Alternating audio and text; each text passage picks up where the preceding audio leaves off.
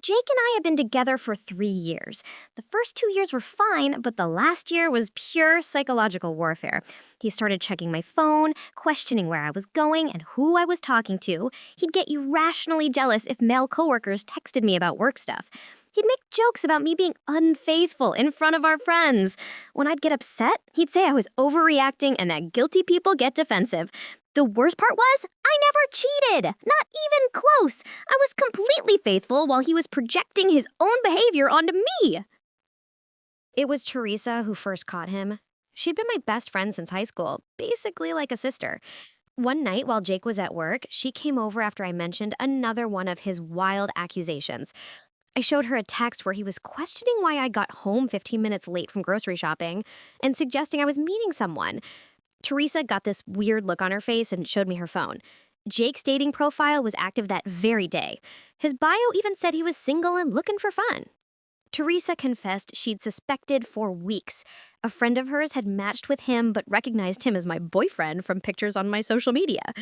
Teresa had been gathering evidence before telling me because she wanted to make sure it wasn't just a misunderstanding. That night, we formulated a plan. Teresa would create a fake profile and try to match with him to see how far he'd go. Teresa matched with him within hours. He didn't even hesitate. Their chats were vile. He told her he was single, complained about his psycho ex, me, who he was trying to break up with but who wouldn't take the hint. When Teresa asked why he didn't just end it, he wrote, "She pays half the rent and does all the cooking and cleaning. Why give that up until I find something better?" He started sending her screenshots of conversations with other girls he was seeing. In these chats, they would make fun of me. He called me the most hideous creature and something so repulsive to these women. There was a message from Jake saying, "I almost gag when she tries to kiss me." And some girl responded, "You're such a saint for putting up with her. I would have left ages ago." Jake wrote back, "It's complicated, but not for long, I promise." These were messages to multiple women, all while he was accusing me of cheating.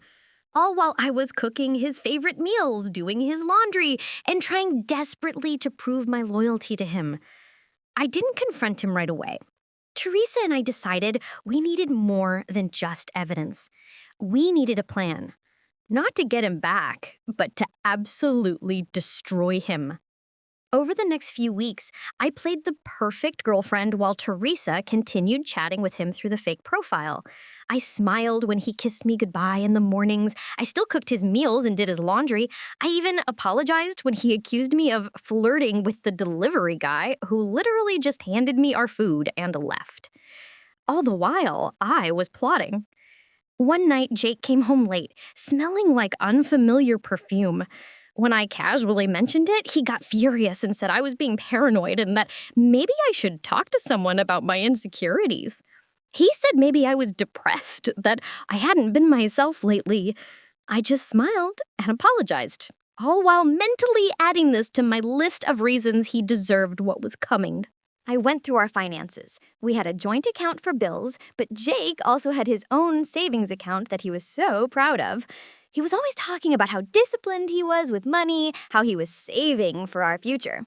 What a joke. Looking at our bank statements, I could see large withdrawals on nights he claimed he was working late. Expensive restaurants, hotel charges, gift shop purchases. That's when I knew exactly where to hit him.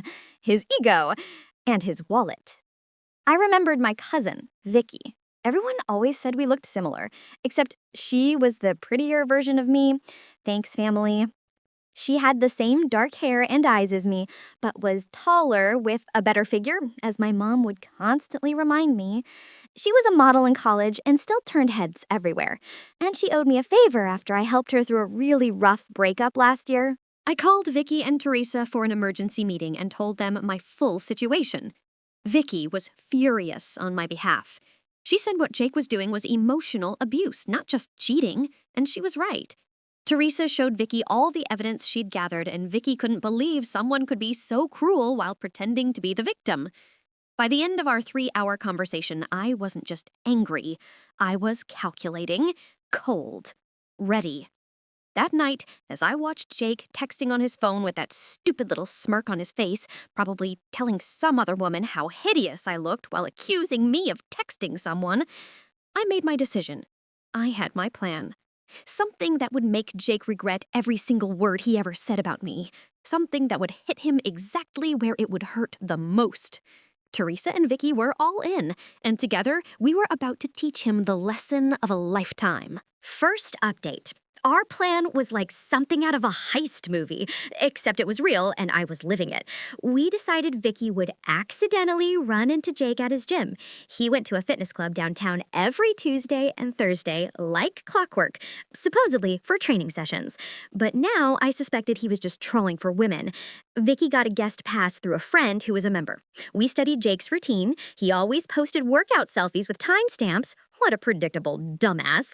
And we knew exactly when to position her on the treadmill next to his favorite bench press. The first day of Operation Takedown, Vicky wore these insane leggings that made even me do a double take. She texted me from the gym, "Target acquired." He hasn't stopped staring since I walked in. What happened next was so predictable, it was almost boring. Jake accidentally bumped into her while getting a towel, started a conversation about protein shakes, and asked for her number to share workout tips. By that evening, he was already texting her. I sat with Vicky on my couch, reading every message, my stomach in knots. Teresa brought wine and takeout, insisting we needed fuel for the psychological warfare ahead. The texts were exactly what you'd expect. Compliments about how fed she looked, questions about whether she was single, and suggestions they should grab a protein shake sometime. Here's the kicker. Jake had no idea Vicky was my cousin. We look similar, but not in an obvious way, unless you're really paying attention. And Jake never really paid attention to me anymore. The plan was simple but devastating. Vicky would date him, get him completely hooked, make him spend obscene amounts of money on her, and then eventually we'd reveal everything. Meanwhile, I'd continue playing the unsuspecting girlfriend while secretly enjoying watching him dig his own grave, financially and emotionally. Vicky and Jake had their first date 3 days later. He told me he had a work event that night. I kissed him goodbye, told him to have fun, and then immediately drove to Teresa's apartment, where we tracked the whole evening through Vicky's play-by-play texts. He took her to this ridiculously expensive restaurant he'd never taken me to. Despite my hints about wanting to go there for our anniversary, Vicky said he ordered the priciest wine on the menu, bragged about his important job and his savings account. He even had the nerve to mention he was practically single and wrapping up a dead-end relationship. When Vicky sent us a bathroom selfie from the restaurant, I almost threw up. It was surreal seeing my boyfriend on a date with my cousin while I was sitting on my best friend's couch eating popcorn and plotting revenge. Teresa kept reminding me it was all just evidence of what a piece of garbage he was, and that soon he'd pay for everything. Literally. Over the next few weeks, Jake became obsessed with Vicky. He started canceling our plans to see her, staying out later, coming home with this smug look on his face like he had some amazing secret, all while Vicky reported back everything to me and Teresa. The money spending started small: dinners, small gifts, concert tickets. But Vicky was strategic. She'd mention some jewelry she liked just casually while they were walking past a store. Next thing you know, Jake's dropping $500 on earrings to impress her. She'd talk about a weekend getaway spot she'd always wanted to visit. And suddenly Jake was booking hotels and making plans. The best part? Vicky would accidentally leave these gifts at his place, claiming she didn't want to lose them. But really, it was so he couldn't ask for them back later. Then she'd bring them straight to me. I now had a collection of expensive jewelry, designer bags, and even a watch he bought her, all purchased with money he claimed he was saving for our future. As for the trips and experiences, Vicky had a system. She'd get Jake to book everything on his credit card. Then she'd find some excuse for why she needed cash for her half, which he'd immediately refuse because he was trying to impress her. Then after the weekend, she'd Venmo me her fun money from Jake's cash. Sometimes I'd use it for myself, but mostly I'd split it with Teresa and Vicky for what we called our revenge fund. We were building quite the nest egg. One weekend, Jake told me he had a business conference in a beach town 2 hours away. What he actually had was a romantic weekend with Vicky at a luxury resort. Vicky somehow convinced him she needed $800 in spending money for spa treatments and shopping. He handed it over without question. That money funded my spa day with Teresa at a local place while he was gone. We got the works, massages, facials, mani-pedis, all on Jake's dime. We even posted pictures, knowing Jake never looked at my social media anymore. The whole time, Jake was getting bolder with his lies to me. He started working late, 4 nights a week, had business trips on weekends. Once, he even claimed his mom was sick so he could take Vicky to a wine country resort. His mom called me that same weekend to ask if we wanted to come over for dinner. I made up some excuse about Jake having food poisoning. Keeping up my end of the charade was exhausting.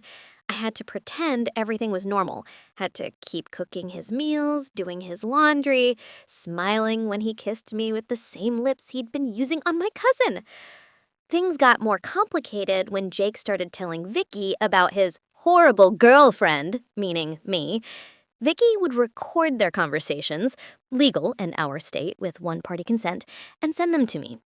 Hearing him call me desperate, clingy, and totally oblivious made me want to burn his entire life to the ground.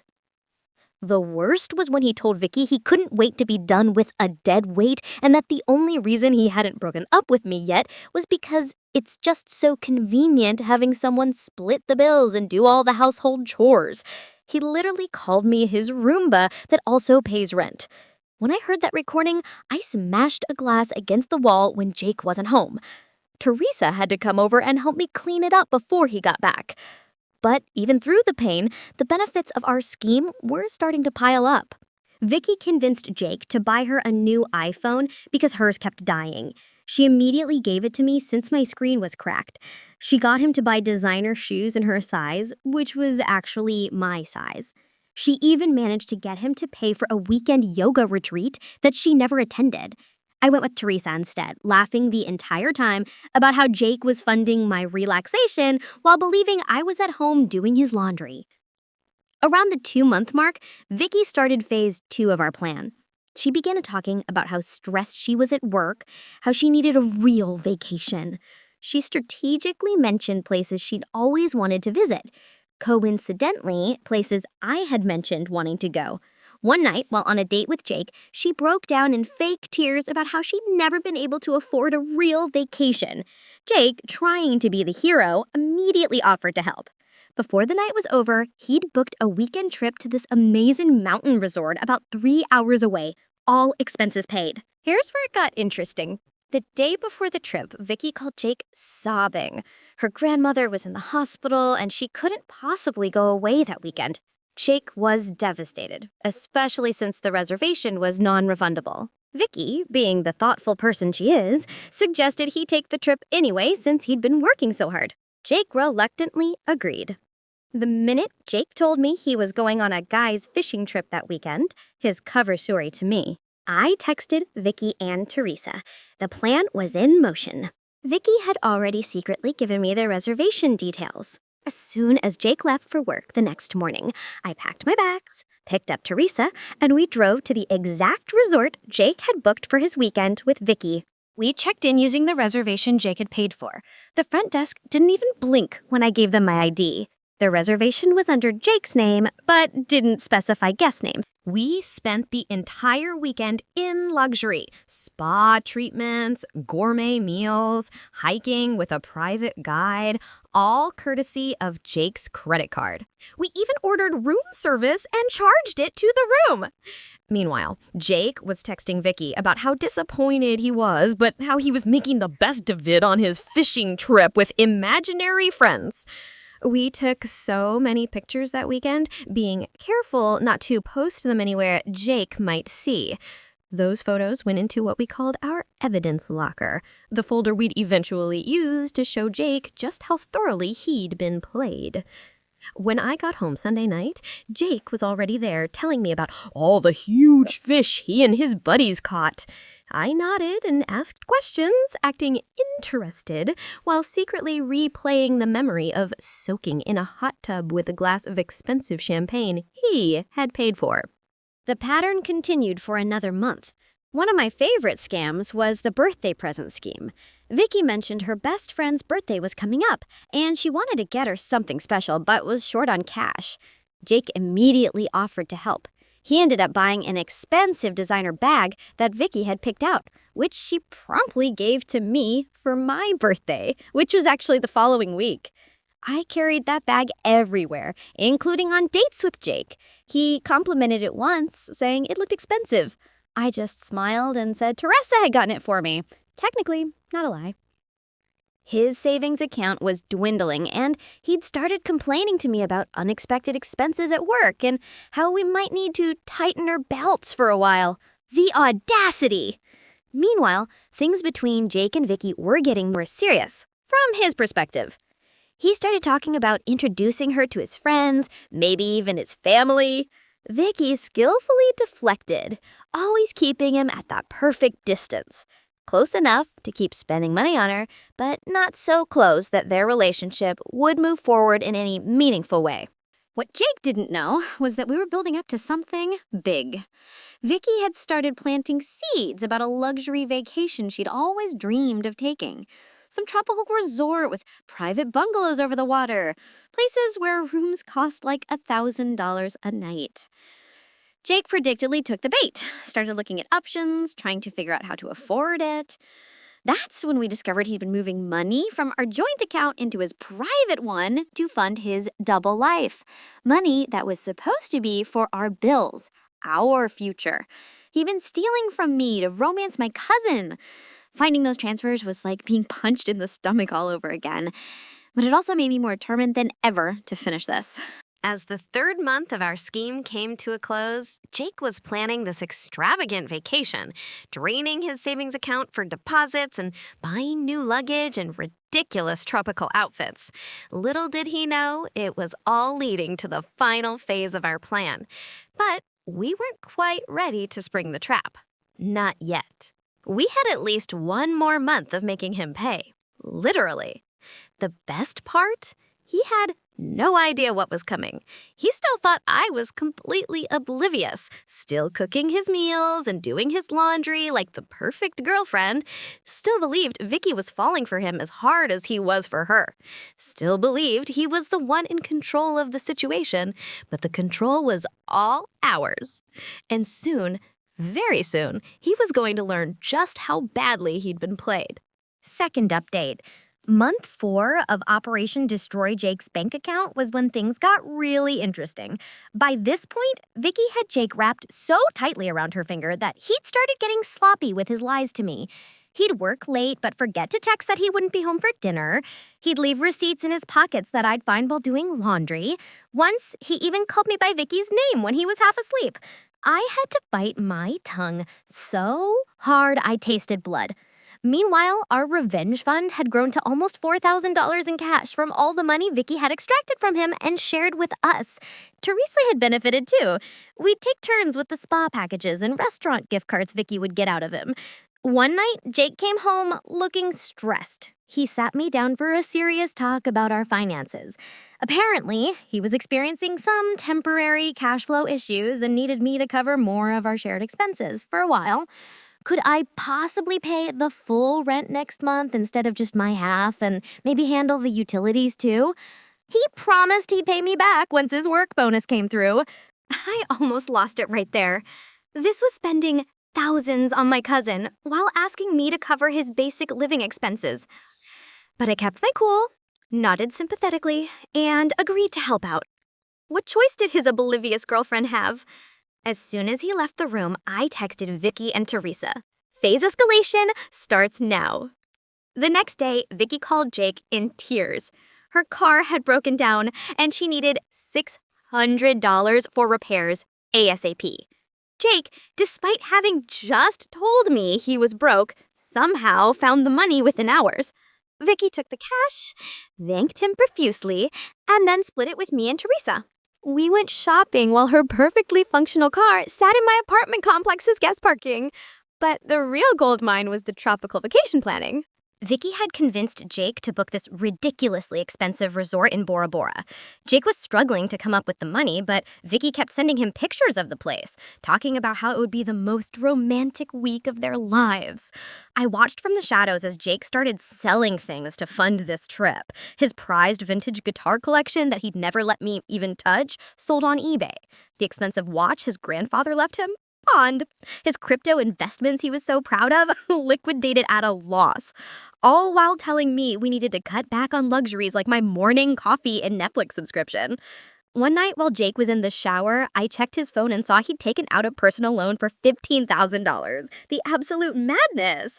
Going into debt for a woman he'd known for less than 4 months, while telling his girlfriend of 3 years that we needed to economize. While all this was happening, I was quietly preparing my exit strategy. I'd found a new apartment with Teresa's help, affordable and with good security. I'd been moving my important documents and sentimental items there little by little.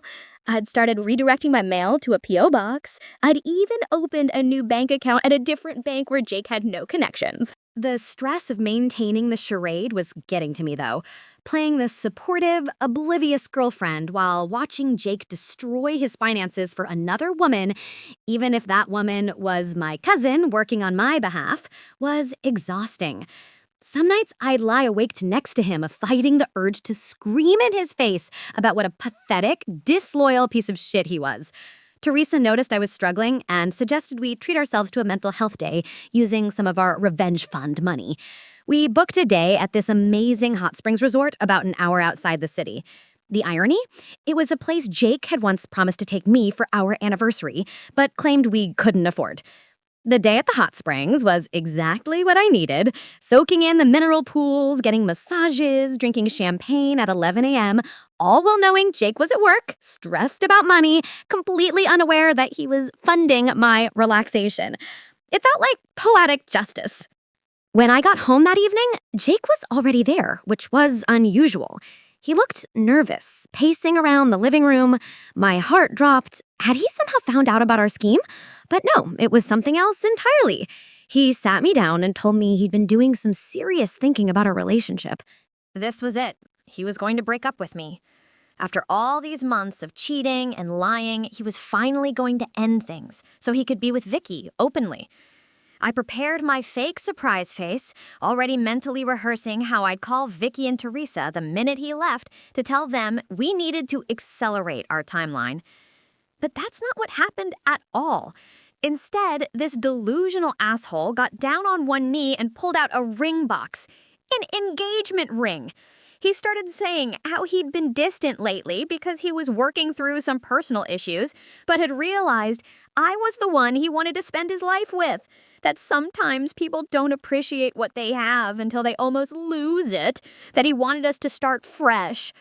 I was literally speechless. This was his plan to lock me down with an engagement while continuing to see Vicky on the side? Or was he planning to break things off with her? Either way, it was the most pathetic, desperate move I could imagine. The ring was tiny, nothing like what he'd once promised he'd get me someday. Clearly, his finances were in worse shape than I'd thought. I stood there, frozen, my mind racing through options. If I said yes, it would buy me more time to extract maximum revenge. If I said no, the game would be over too soon. I did what any self-respecting woman in my position would do. I burst into tears, not entirely fake, there were definitely tears of rage, and told him I needed time to think, that his distant behavior had hurt me deeply and I wasn't sure if we could fix things, that I loved him, lie, but needed space to consider his proposal. Jake was crushed, but tried to hide it. He said he understood, that he'd give me all the time I needed. He even suggested I go stay with my parents for a few days to clear my head. I almost laughed out loud. He was trying to get me out of the apartment so he could have Vicky over. I pretended to agree, packed a bag, and went straight to Teresa's place. The minute I arrived, I called Vicky and filled her in on this insane new development. She couldn't believe it either. What kind of psychopath proposes to one woman while actively planning an expensive romantic vacation with another? We decided to use this new situation to our advantage. Vicky would act especially needy and demanding in the coming days, really pushing Jake to his financial limits. Meanwhile, I'd string him along about the proposal, asking for time and space while actually using that time to finalize my escape plan. Over the next week, I stayed at Teresa's but maintained daily contact with Jake. I texted him things like, "Still thinking" and "Need more time," while he responded with increasingly desperate messages about how much he loved me and how he'd do anything to make our relationship work. 10 days after the proposal, Jake called me sounding stressed. He needed to talk to me about something important in person. My heart raced. Had he somehow figured out our scheme? I agreed to meet him at a coffee shop the next day, then immediately called Vicky and Teresa for an emergency strategy session. We decided I'd wear a tiny microphone. Teresa had one from her journalism days, so they could listen from Teresa's car parked nearby. If things went south, they'd be right there to intervene. We also prepared a cover story in case Jake had somehow discovered what we were doing. What Jake wanted to talk about wasn't our scheme at all. It was money. He confessed he'd made some bad financial decisions recently and was in serious trouble. He'd maxed out his credit cards, taken out loans, and even borrowed from friends. He needed my help to get back on track. Specifically, he wanted me to take out a loan in my name to consolidate his debts. He promised he'd pay me back, that it would only be temporary. He even suggested it could be the first step in our life together, proving we were a team who helped each other through tough times. I sat there stunned at the audacity. This man had spent thousands on another woman, lied to my face for months, and now wanted me to go into debt to solve his financial problems? Problems he'd created by trying to impress my cousin? It took everything in me not to throw my hot coffee in his face. Instead, I told him I needed to think about it, that it was a big decision, that I was still processing his proposal, and this added a whole new complication. I could see the desperation in his eyes as I left, promising to let him know soon. The minute I got back to Teresa's car, we all burst out laughing. The sheer nerve of this man was almost impressive. Vicky immediately started planning the next phase. She would tell Jake she'd gotten an unexpected bonus at work and could now contribute significantly to their vacation. All he needed to do was complete the bookings and she'd reimburse him for her share. Of course, that reimbursement would never come, but Jake didn't know that. Over the next few days, Jake secured the final bookings for their Bora Bora trip. He'd had to borrow money from his brother to cover the last few thousand, but it was done. All non-refundable, all booked under both their names. The vacation was scheduled to start in exactly 2 weeks. Their flights would leave on a Friday morning, which meant we had 12 days to execute the final phase of our plan, and Jake had no idea what was coming. No idea at all. Those final 12 days before Jake's romantic Bora Bora getaway, lol, were some of the most stressful and exhilarating of my life. We had everything planned down to the minute, but there was always the risk he'd figure something out or that Vicky would slip up somehow. Meanwhile, Jake was getting increasingly desperate about money. He kept texting me about that loan, saying things like, "I wouldn't ask if it wasn't important, and this is about our future together." The audacity of this man, thinking I'd go into debt for him while he was planning a luxury vacation with another woman. I mean, technically, it was my cousin working on my behalf, but still. I finally agreed to meet him for dinner to discuss our relationship and the loan situation. I chose this mid-range restaurant where we'd had our first date, partly for the symbolism and partly because I knew he couldn't afford anything fancier. At this point, I spent extra time getting ready, making sure I looked amazing. Hair perfect, makeup flawless, wearing this red dress he'd always loved. When I showed up, Jake's face lit up with hope. He'd been worried I was going to end things, but my appearance suggested otherwise. We ordered food and made awkward small talk while he kept glancing at my left hand, noticing I wasn't wearing the sad little engagement ring he'd given me. Finally, I cut to the chase. I told him I'd been doing a lot of thinking about our relationship, about the future, about what I really wanted. His face got all serious and expectant. Then I dropped the first bomb. I told him I'd looked into the loan he wanted me to take out and could probably get approved for $25,000. The relief on his face was instant, like a drowning man spotting a lifeguard. He reached for my hand across the table, squeezing it while saying how much this meant to him, how he'd definitely pay me back, how this proved we were meant to be together. I smiled and said there was just one condition. I needed access to all his financial records before taking out the loan. Bank statements, credit card bills, everything. Just so I could understand exactly what I was getting into. His face froze. I kept my expression innocent, like this was a perfectly reasonable request from someone about to take on their partner's debt. He stammered something about how that wasn't necessary, that he'd handle all the repayments, that I shouldn't worry my pretty head about the details. I insisted, saying this was non-negotiable, that if we were going to build a life together, there needed to be complete transparency. Jake looked like he was going to be sick. He excused himself to the bathroom, taking his phone with him. When Jake returned to the table, he had composed himself. He agreed to show me his financial records soon, but said right now the most important thing was processing the loan application because he had some urgent deadlines. I nodded sympathetically, while mentally adding this to the mountain of evidence of what a manipulative asshole he was. I told him I'd go to the bank on Monday, this was Friday evening, to start the application process. His relief was palpable. Little did he know, I had zero intention of getting him a penny. Over the weekend, Jake was extra attentive and loving, bringing me coffee in bed, suggesting we watch my favorite movies, even cleaning the apartment without being asked. All while texting Vicky constantly about their upcoming trip, which was now just 9 days away. Monday morning came, and I told Jake I had an appointment at the bank. I dressed in my most professional outfit and left the apartment while he wished me luck.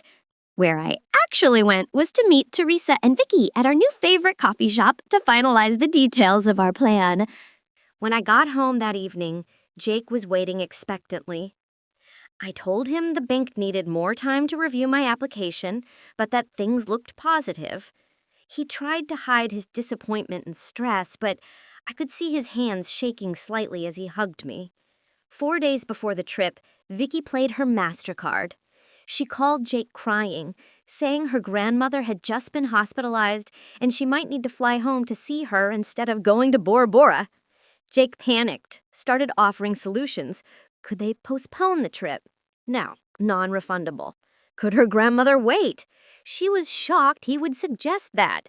What if he went with her to see her grandmother instead? No, family only during health crises. After letting him stew for 24 hours, Vicky called back with good news. Grandmother was stable, and the doctor said there was no need for immediate concern. The Bora Bora trip could proceed as planned. Jake was so relieved he actually sent her flowers as a feel-better gift for her grandmother. Flowers that were delivered to my new apartment, where Vicky was actually staying half the time now as we prepared for the final phase. 2 days before the trip, Jake was a complete mess. The bank, aka me, still hadn't approved the loan he desperately needed. He was trying to pack for Bora Bora while hiding his suitcase in the closet whenever I was home. He was juggling texts between me and Vicky, trying to keep both relationships afloat. It was almost sad how pathetic he'd become. Almost. The night before the big trip, I told Jake I needed to talk to him about something important. His face went pale. He probably thought it was about the engagement or the loan. Instead, I told him I was going to stay with Teresa for a few days because I needed space to think about our future. His relief was visible. This solved his problem of how to leave for the airport without me asking questions. What Jake didn't know was that while he was at work the previous day, I'd already moved most of my remaining belongings to my new apartment. All that was left were some clothes and toiletries I could easily fit in one suitcase, which I packed while he was in the shower. As I was about to leave, Jake hugged me tightly and said he hoped I'd have an answer about our future when he got back from his business trip on Sunday. The fact that he could lie to my face so convincingly after 3 years together still astounded me. The moment I closed the apartment door, our final countdown began. Operation Complete Destruction was officially underway. I went straight to Teresa's place, where Vicky was waiting. We ordered pizza, opened champagne, and went over our plan one last time. Tomorrow morning, Jake would head to the airport thinking he was about to have the romantic getaway of a lifetime with his gorgeous secret girlfriend. Instead, he was about to have the worst day of his life. We barely slept that night, too wired with anticipation. At 6 a.m., Vicky texted Jake, "Good morning. So excited for today. Can't wait to see you at the airport." Jake responded immediately, "Just finishing packing. See you at Terminal 3 at 8:30. Can't believe we're finally doing this." At 7 a.m., we watched through the apartment building security app as Jake left with his suitcase, looking happier than I'd seen him in months. The minute his car pulled away, Teresa, Vicky, and I got into Teresa's car and headed to the airport ourselves, not to fly anywhere, just to witness what was about to unfold. We arrived at Terminal 3 around 8:15 and positioned ourselves at a cafe with a perfect view of the check-in counters. Jake arrived at 8:25, looking around eagerly for Vicky. He checked his phone, texted her, then went to stand in the check-in line for his flight. At exactly 8:45, when Jake would be approaching the counter, Vicky sent him the message we'd carefully crafted the night before. It was a selfie of me, Vicky, and Teresa together, all smiling widely with middle fingers up. Beneath it, Vicky wrote, "Surprise! Hope you enjoy your $17,000 vacation for one. Your girlfriend knows everything." We watched from our hiding spot as Jake received the message. He froze in the middle of the check-in line, staring at his phone. His face went from confusion to shock to horror in seconds. He looked around wildly as if expecting to see us. He tried calling Vicky immediately, straight to voicemail because she'd blocked his number. He tried calling me. Same result. Jake stepped out of the line, still staring at his phone in disbelief. He slumped onto a nearby bench, frantically typing, probably sending desperate messages that would never be delivered. We watched this go on for almost 20 minutes before he finally got up and walked zombie-like toward the exit, dragging his suitcase behind him. Jake spent the entire day calling us from different numbers, leaving increasingly desperate voicemails. We ignored them all, focusing instead on phase 2 of our final plan. I'd also left a carefully worded letter on the kitchen table outlining exactly what we knew, along with printed copies of some of his worst messages about me, including the ones where he called me the most hideous thing and his Roomba that also pays rent. The letter explained that if he contacted me or Vicky again with any threats or harassment, the entire evidence folder would be sent to his parents, his boss, and posted publicly. Was all of this strictly necessary? Probably not. Was it deliciously satisfying after months of his psychological abuse and cheating? Absolutely. That evening, Jake showed up at the apartment building at 3 a.m., clearly drunk, crying into my Ring doorbell camera about how he'd made the biggest mistake of his life and would do anything for another chance. I watched a live feed from my phone, cozy in bed, and did the only reasonable thing. Sent the video to Vicky and Teresa so we could all laugh about it together, then forwarded it to building security to have him removed from the property.